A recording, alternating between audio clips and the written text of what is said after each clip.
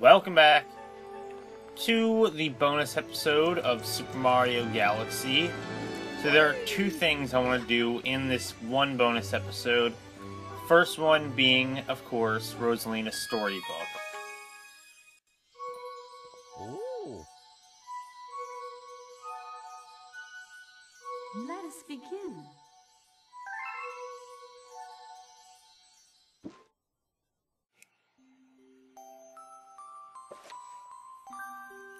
God, this is gonna be really hard because, I'm going to, my voice is going to crack so badly because this is a super, super sad story. Chapter 1, The Celestial Duo. Our story begins a very, very long time ago with a young girl. One day this girl spotted a rusted spaceship holding a small star child. "What's your name? Are you lost?" the girl asked the child star. "I'm Luma, and I'm waiting for my mama. She's coming for me on a comet," said the star child, who had been waiting day and night. "Don't worry, I'll wait with you," the little girl promised Luma. At nightfall, the little girl borrowed her father's telescope and peered into the sky. She looked and looked, but saw nothing. Hours turned into days, and then years, but still the sky revealed nothing. Finally, the little girl sighed and said to Luma, "If we stay here any much longer, I'll be an old lady soon." But then she had an idea. "Why don't we go out there and find your mother ourselves?" The girl and Luma fix up the rusty spaceship, and then the two set sail into the starry sky. And this is how the search for the Celestial Mother began.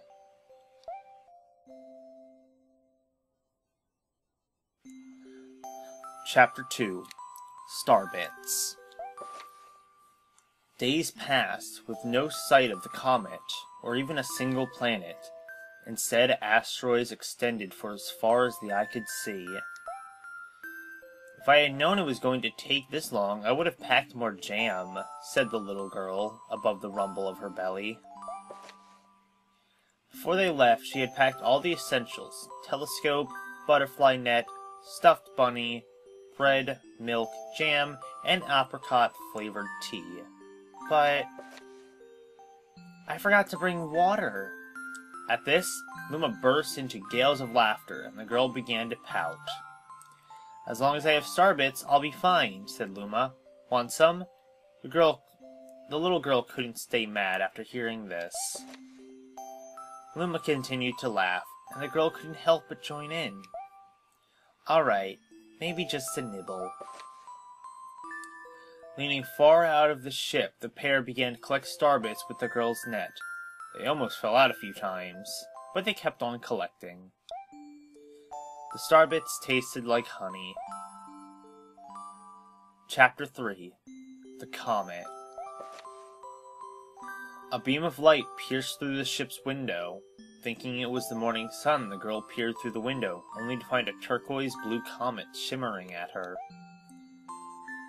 The little girl shook the sleepy Luma awake and shouted excitedly, "We have to get to that comet!" The pair descended onto the comet and found that it was made of ice. They looked high and low, but Luma's mother was nowhere to be found. Exhausted, the little girl sat down with a flop, utterly unable to take another step. "Look!" Peering down at the icy ground where Luma was pointing, the girl suddenly noticed clusters of starbits encased in ice. "Pretty good, huh? Finding starbits is my specialty," said Luma, beaming. "There's ice here, but it's so warm. I bet there's water here, too." The two decided to stay on the comet for a while. Riding the turquoise comet, the pair continued their search for Luma's mother. Chapter 4, The Dream. One night, the girl dreamed of her own mother. "Where are you going?" she asked her mother's retreating back.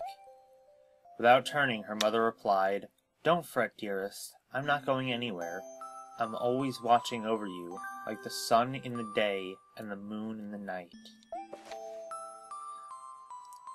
A wave of sadness washed over the girl.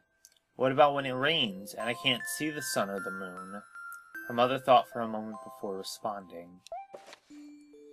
I will turn into a star in the clouds and wait for your tears to dry. When she woke, the girl's face was damp with tears. You have star bits in your eyes, said Luma to the girl. Wiping her face, the girl replied, These are tears, not star bits. I'm crying because I'll never see my mother ever again. At this, the Luma began to cry too. Mama, oh Mama. The pair traveled through the starry skies, and though they encountered many other comets, not one of them held Luma's mother. Luma was despondent. Now, Luma, the rain clouds won't go away if you keep crying, the girl said, giving Luma a squeeze. I'll give you a present if you stop. The girl closed her eyes and said gently, I'll take care of you. With these words, she felt a small spark in her heart. Chapter 5. Home. The kitchen will go here, and the library will go over there, the girl said, busily to herself. We'll put the gate here. Ever since the girl took Luma under her care, she'd been bustling about at a feverish pace. It's a lot of work, but it's worth it to make a happy home. It turned out that star bits weren't the only thing buried in the ice. There were tools and furniture, unlike they had ever seen, and the girl used them to build a home. Looking at the completed house, Luma remarked, Don't you think it's awfully big for just the two of us? With a library, bedroom, kitchen, fountain, and gate, it was certainly spacious, but still something seemed to be missing. If only my father, brother, and mother were here, the girl said wistfully. Indeed, this house was too large for its two small residents. At night, she clutched her favorite stuffed animal close to her heart. The girl fell asleep in the starship. Chapter 6. Friends. Then one day, while the girl sat sipping tea, a tiny apricot planet appeared on the horizon. From the planet, another Luma of the same color emerged. Do you two know each other? The girl asked the two Lumas gleefully. Despite the girl's excitement, they seemed uneasy. The two Lumas neither drew close nor backed away from each other. Instead, they just stared. Then one Luma broke the silence. My mama! At once, the apricot Luma parroted back. My mama! My mama! My mama! My mama! The two Lumas began to dance around the girl frantically, and neither showed any signs of stopping. The girl was so charmed with this adorable scene that she just couldn't help but laugh. And that's when something very strange happened. Suddenly, more Lumas began to pop out from the apricot planet. They were all different colors, but they all shouted the same thing. My mama! My mama! The sight of all the shouting Lumas only made the girl laugh harder. What am I going to do with all these children? The Lumas just stared blankly as she doubled over laughing. I guess we'll have to name each and every one of you. Tomorrow, once she had finished naming them all, she would begin moving all the Lumas into the new house. I'm sorry if I'm, stuttering a bit. It's just... I want to get this right, and I'm getting nervous. So forgive me if it's not 100% perfect. Chapter 7. The Telescope. After seeing their 100th comet, a sudden thought popped into the girl's head. I wonder if my home planet is still as blue as it was. That's when she remembered her father's telescope.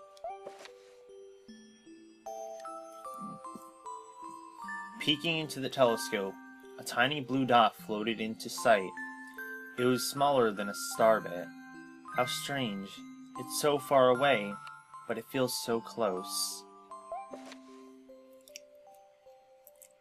She twisted the knob of the telescope, and the blue dot grew until she could make out a grassy hill dotted with flowers. It seemed very familiar to her. Zooming even closer, a terrace on the hill came into view. I used to go stargazing there when I lived on my home planet. She remembered rubbing the sleep out of her eyes as she followed her father up that hill to look at the stars. She remembered how she and her brother would sled down that hill.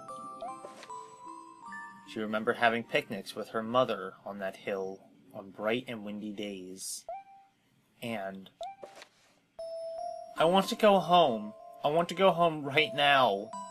The girl burst into tears, and the Lumas didn't know what to do. I want to go home. I want to go back to my house by the hill. I want to see my mother.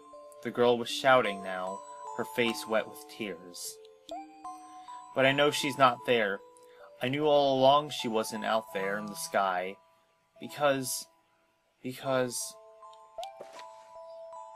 she's sleeping under the tree on the hill. The girl's cries echoed through the stars, and a hush fell over the area. Chapter 8. The Wish.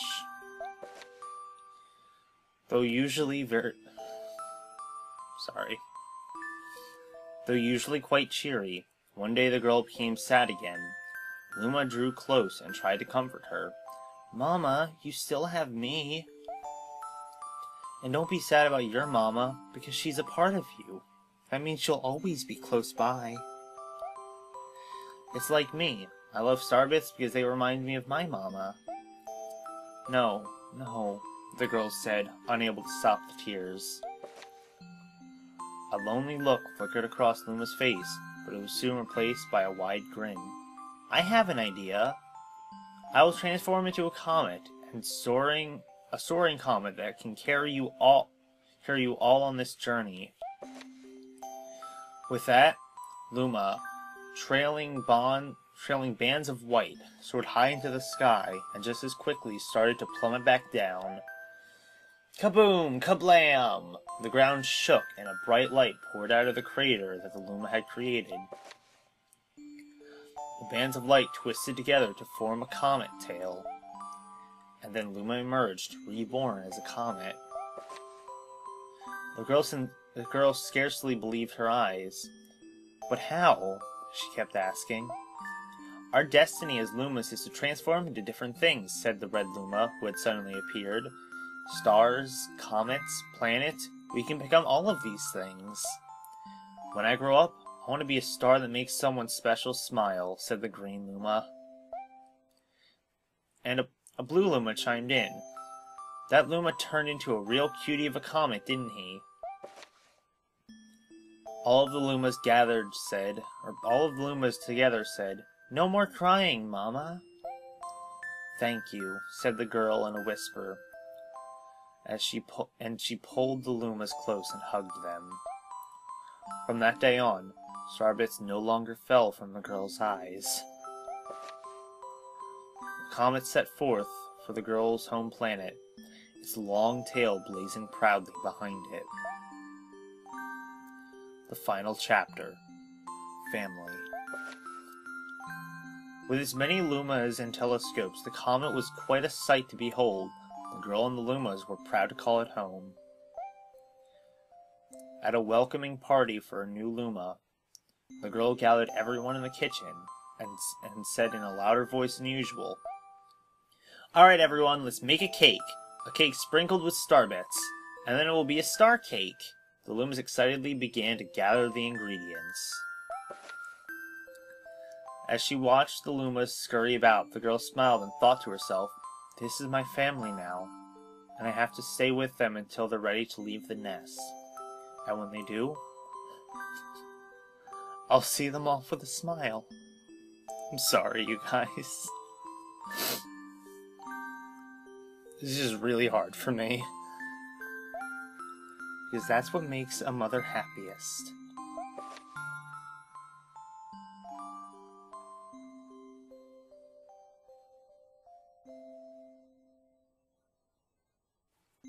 That night, when the girl lay down to sleep, a soft light enveloped her and reminded her of the blue planet she once called home. But it would be nice to return home once every 100 years to nap in my favorite sleeping nook. The comet carrying the Lumas and the girl continues on its journey to this very day.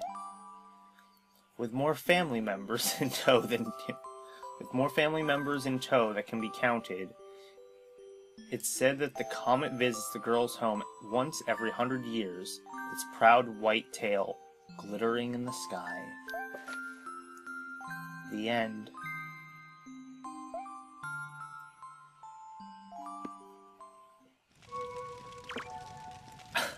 It's so hard for me to read because it just hits so hard. God, I'm never gonna get over that. That storybook is the reason why Rosalina is one of my favorite characters in the Mario universe. I just love Rosalina so much.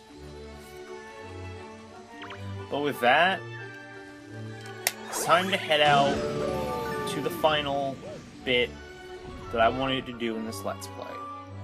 So here we have 3 trial galaxies. But over on the other side, once collecting all 120 stars, and playing through the game again as Luigi, which this is my older file in which I already have that unlocked. Want to go to the Grand Finale Galaxy? Absolutely. Okay then. The Grand Finale Galaxy. The final galaxy in Super Mario Galaxy. The Star Festival.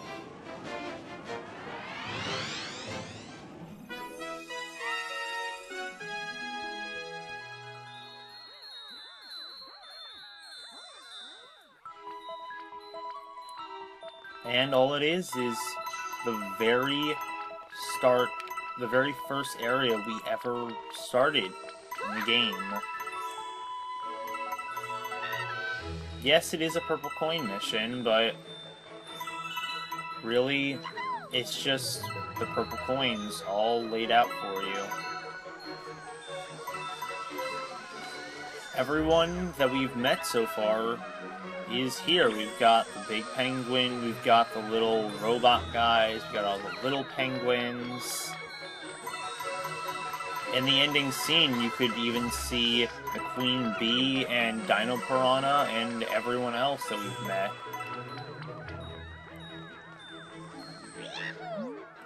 Mr. Mario, you gotta hear this.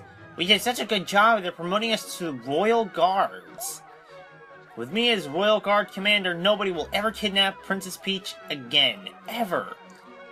Koopas, Boos, Giant, overgrown moles, whatever. Bring it on. You go get 'em, Toad. Although you didn't do a very good job at the beginning of Super Mario Galaxy 2. Gosh, I'm a Royal Guard? I don't know if I should salute myself or not. Midnight snack.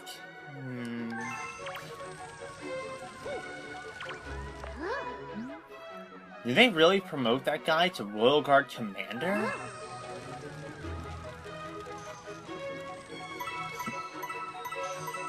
I don't know why, but I just like this. As much as it's not an actual galaxy, I still just like this a whole lot. What do you guys have to say?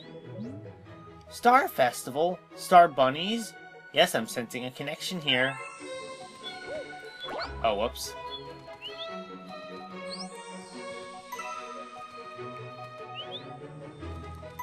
Of course we'll race again.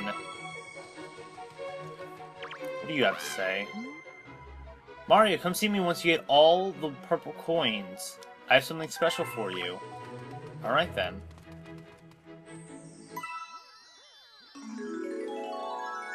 And that's the final star in the game. Number 121. Mario, there's a congratulations letter here for you. Do you want to see it? Or do you want it? Sure. I sent the letter to your Wii message board, so look out for it.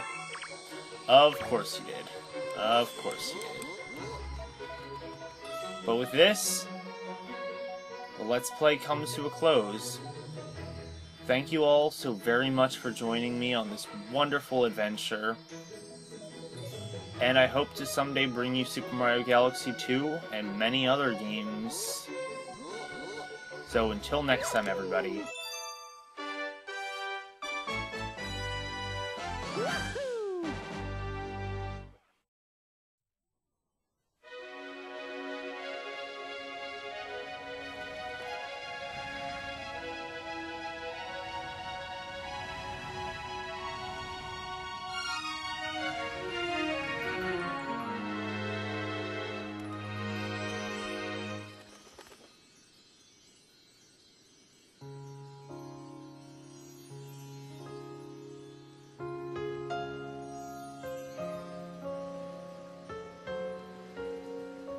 Thank you.